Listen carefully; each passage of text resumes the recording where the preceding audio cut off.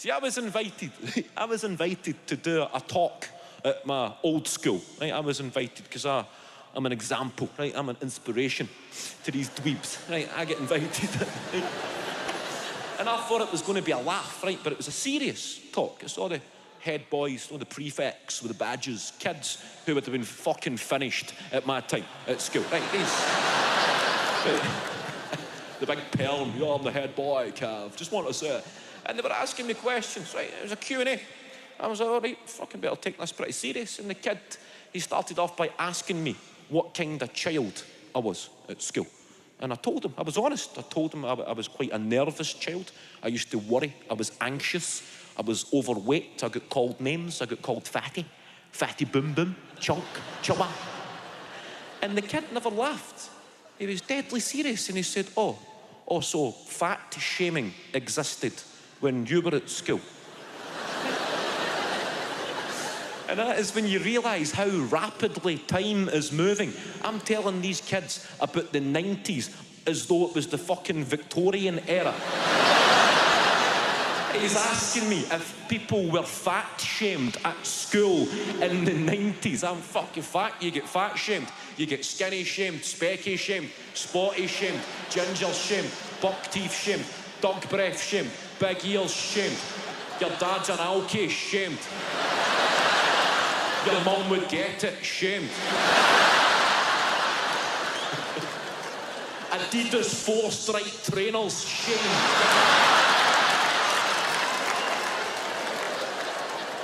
And you had to accept it, or you got, can I take a shaming shame?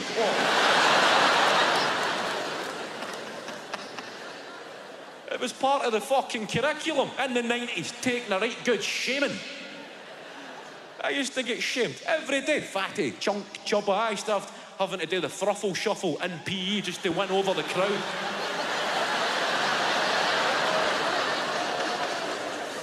But there was always somebody fatter than me. I sought comfort in that. There was somebody even fatter than me at school who never, ever got called fatty boom boom because they were so fucking fat that anybody who mentioned it was committing a serious offence. Parents would be called to the school if you called this big fucking Eddie Stobart fatty boom boom. This manatee was allowed to sit at the back of the classroom with nobody to comment, just big. Literally, the elephant in the room here was. Sitting in French, the teacher thinks he's mastered the accent. Mi petit déjeuner. Skill could be brutal, right? I was anxious, right? I don't think I would be a comedian if I was not an anxious kid, because I would have passed my exams, right? I remember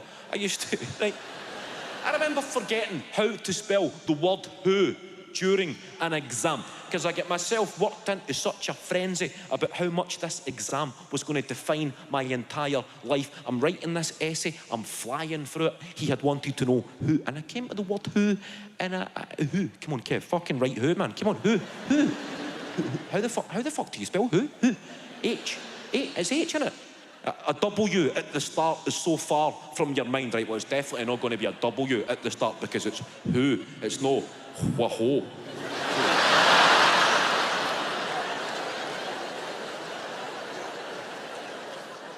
And then you start overthinking it and it's a downward spiral. Kev, you need to write who, mate. Come on, this is far too long to be spending on the word who. He had wanted to know who. H-O. Kev, that's going to be how. You need to write who. The guy never wanted to know how. He wanted to know who. Fucking write who, Kev. Kev, fucking who, mate. Come on, Kev. Everybody else is writing, Kev. Look at that exam clock. The minute hand's fucking accelerating, Kev. You're stuck on the word who. You're going to be a junkie, Kev. You're going to be a junkie.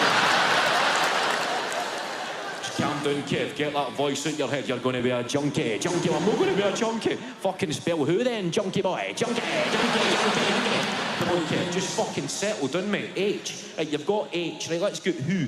H-O. You've got ho. You need to get oo on the end of ho. So how could I make ho? Hu. H-O-E. That's a garden tool, junkie boy. Get that voice in your head. That is doing you no favours here.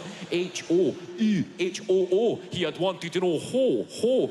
We'll fucking send you to a different school if you hand that in, Kev. He had wanted to know ho. Is that what you want, Kev? Going fucking pheasant beating with Christy Schenkel every weekend.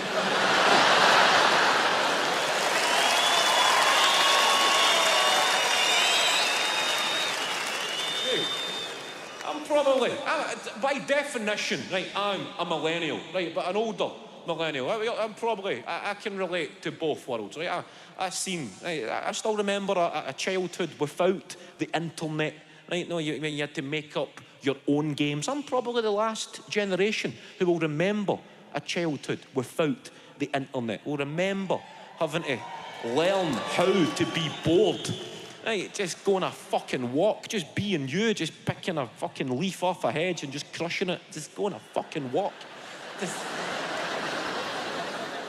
making up your own games, picking up a stone and thinking to yourself, if I don't hit that cable box, my whole family are going to die. Remember that game? The happiest days of your life, just... Right, you missed it, Kev. Best of 3, come on. Owls, your mum shouting you in for your dinner. I'm trying to save everybody's life here. But then I remember getting the internet at first. That was exciting, right? And it was just something that you plugged in, and then as soon as you unplugged it, it was gone, right? It never dominated people's social time, never ruined people's mental health. It was just the internet. You would get on it for an hour, sit on a chat room. We were the original vile online trolls. Sitting, I'm talking to an American guy. There's a guy in America, I'm sitting here and I'm talking to him. This is fucking amazing. You are a dick. Just called an American guy a dick. No, he's in America. I'm here. Just called him a dick. The guy replied. The guy's replied. Where you at, motherfucker? Where you at? I'm at your mum's house, mate.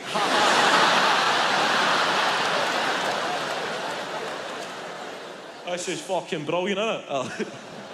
MSN Messenger. Like, that was the very first... That was the original social media, right? And they were easier days. If somebody asked you to send a photograph of yourself on MSN Messenger, sorry, I don't have a scanner. Right? It was simpler time. You never had kids becoming image obsessed because only about 12 photographs of you existed in the 90s. You're not going to send one of them to a girl you're talking to online. This is me and my dad on a pedalo in Mallorca.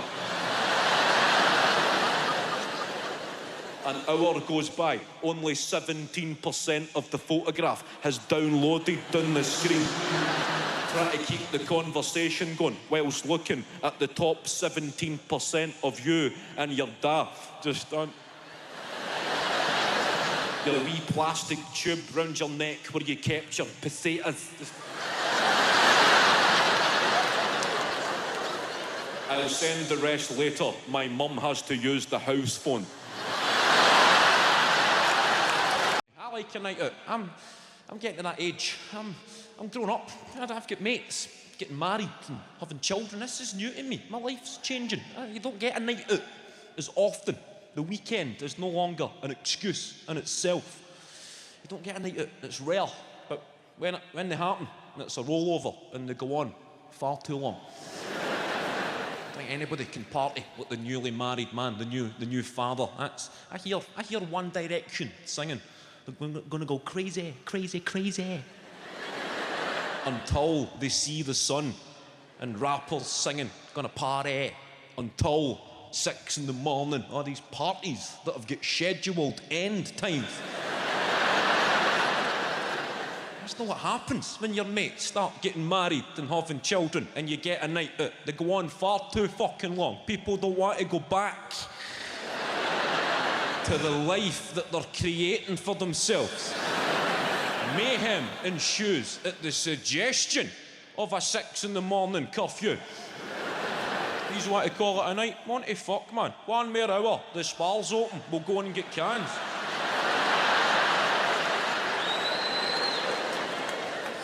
The adult empty. It's a bleak affair. The empty. 10 years on.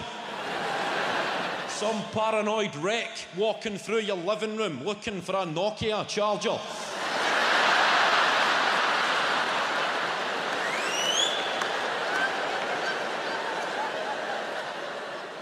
"17 missed calls. I better fucking text her."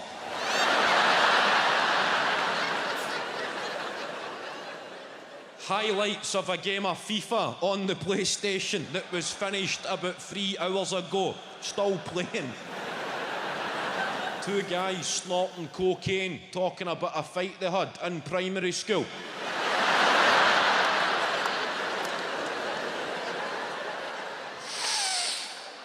Listen, I'm fucking glad we sorted that tonight, bud.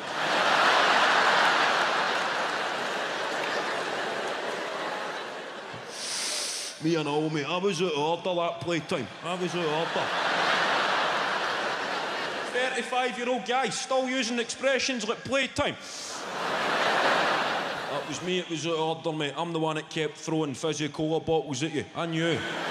You had to be seen to be doing something about that, mate. I understand. You never need to call us a VL, but that was out of order on your part. At 6 a.m, Nokia guy arguing with his missus by text.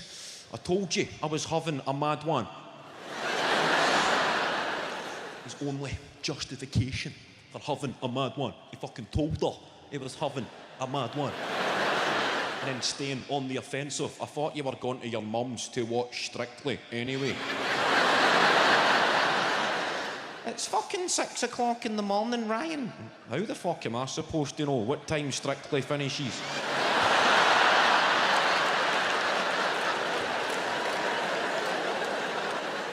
Then looking at the telly, looking at the PlayStation, thinking it's fucking Sky Sports. Here, when did Motherwell beat Colombia?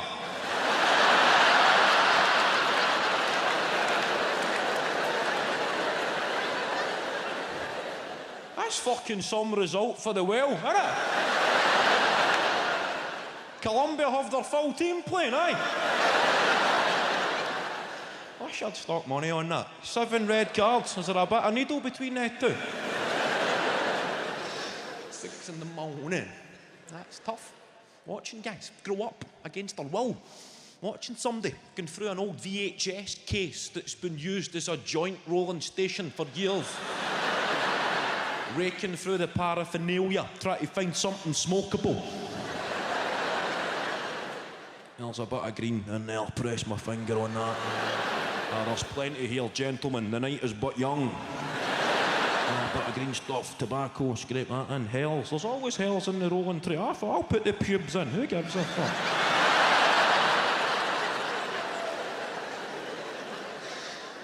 Lying there in emotional purgatory, trying to get a knackered disposable lighter to work, the only lighter in the party. Them big long flicks, come on you piece of shit. Eventually getting a bit of blue flame and going yes. And then the S blows it straight back out again. It's hard to watch a married man lighting a pube joint off the toaster.